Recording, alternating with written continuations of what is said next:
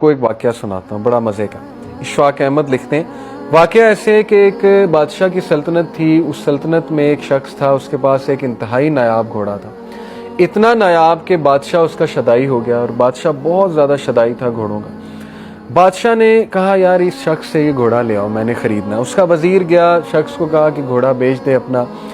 اس نے کہا کچھ اور مانگ لو، لیکن گھوڑا یہ کہ بچپن سے میری اس کے ساتھ افیلیشن ہے، جذبات ہیں، بیٹوں کی طرح پالا ہے۔ اس نے کہا گھوڑا میں نہیں دے سکتا، گھوڑا مجھے بھی بہت پسند ہے۔ بڑا حیران ہوا، وزیر واپس چلا گیا۔ بادشاہ کو یہ بات برداشت نہ ہوئی، اس کو غصہ آیا، اس نے کہا اچھا، اس نے کہا میں چلتا ہوں۔ بادشاہ خود آ گیا۔ بادشاہ نے کہا کہ منہ مانگی رقم تجھے دوں گا، جو تو کہتا تھے۔ اس نے کہا بادشاہ سلامت آپ جان مانگ لیں، لیکن یہ کہ یہ نہیں میں دے سکتا، میری ویلیوز کے خلاف ہے یہ بات کہ میں اپنا پالا ہوا گھوڑا جو ہے وہ اس طرح بیچ دوں، مجھے ہے ہی نہیں ضرورت ہی نہیں مال کی، اللہ نے دیا الحمدللہ۔ اب لوگ جمع ہو گئے، یہ دیکھ رہے تھے سارا ماجرا۔ لوگ آپ کو پتہ ہے جینا حرام کرتے ہیں۔ بادشاہ نے کہا اچھا چل تجھے میں آدھی سلطنت دے دوں گا، بادشاہ نے ٹیسٹ کرنے کے لیے۔ اس نے مسکرا کر کہا کہ نہیں۔ اب بادشاہ نے کہا تو پچھتائے گا۔ بادشاہ چلا گیا۔ لوگ آ گئے، لوگ نے کہا کہ یار تو اتنا بدبخت ہے، دیکھ تو اتنی بڑی آفر ہو رہی، کیا یہ گھوڑا، ایک گھوڑے کے پیچھے تو نے بادشاہ کی یہ آفر ریجیکٹ کر دی۔ وہ مسکرایا، اس نے کہا مجھے پتا ہے میں نے کیا کیا، میری ویلیوز کے خلاف ہے، میں یہ برداشت نہیں کرتا میں اپنی کوئی پالی ہوئی چیز کسی کو ایسے ہی پیسے میں دے دوں۔ لوگوں نے کہا تو پچھتائے گا۔ اس نے کہا اللہ مالک۔ اب ہوا یہ واقعہ آگے جاتا ہے کہ وہ گھوڑا بھاگ گیا استبل سے تقریباً چند دن بعد۔ اب آپ دیکھیں لوگوں نے کس طرح مینٹل ٹارچر دیا ہوگا۔ لوگوں نے کہا کہ ہن آرام ہے، اگر اس گھوڑے کو بیچ دیتا تو آج تیرے پاس پیسے بھی ہوتے، آدھی سلطنت کا بادشاہ بھی ہوتا، کیا ملا، بھاگ گیا۔ ایک جانور جس سے تو نے وفا کی، دیکھ جانور نے تیرے سے وفا نہیں کی، چلا گیا۔ وہ مسکرایا، اس نے کہا بس یہی تھا قسمت میں، کوئی بات نہیں، میرا اس کا ساتھ اس طرح لکھا ہوا تھا، اللہ تعالیٰ نے جو دینا ہے دینا، ہو سکتا ہے اللہ مجھے اس کے بدلے بہت کچھ دے دے۔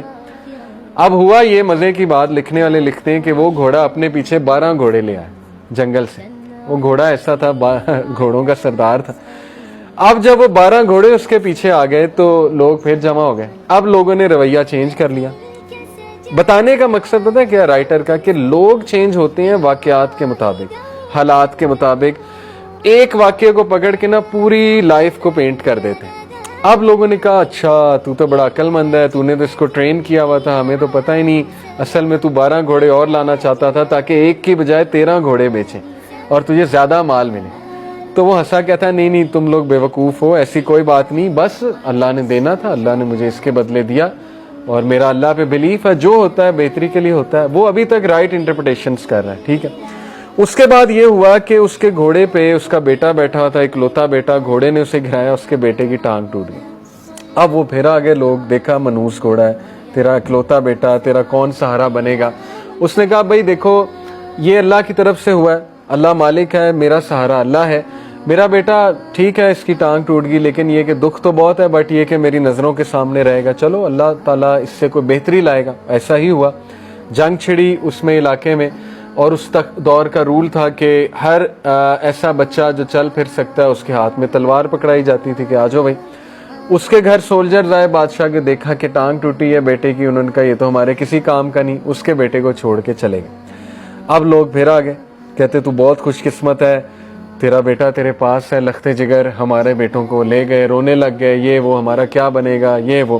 اس نے کہا I've had enough، تم لوگ ایک نمبر کے بیوقوف ہو، اور تم لوگوں کا مسئلہ یہ ہے کہ زندگی میں کوئی ایک حادثہ ہوتا ہے تم اس کو پکڑ کے کنکلوژن پہ پہنچ جاتے اور پوری لائف پینٹ کر دیتے۔